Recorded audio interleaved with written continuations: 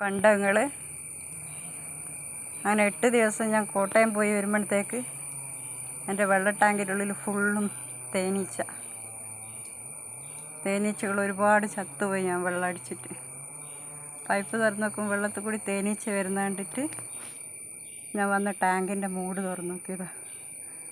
ടാങ്കിൻ്റെ മൂട് തുറന്ന് നോക്കുമ്പോൾ ഫുള്ള് തേനീച്ചയാണ് ടാങ്കിൽ ചത്ത് വീണിക്ക്. ഇത്രയും തേനീച്ചകൾ ചത്തുപോയി. എന്താ ചെയ്യുക?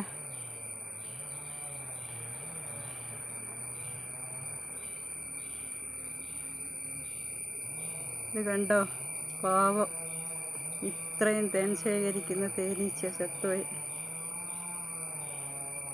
ഇത്രയൊന്നല്ല, ഞാൻ ടാങ്കിൻ്റെ മൂട് തുറന്നപ്പോൾ ഒരുപാടുണ്ടായിരുന്നു.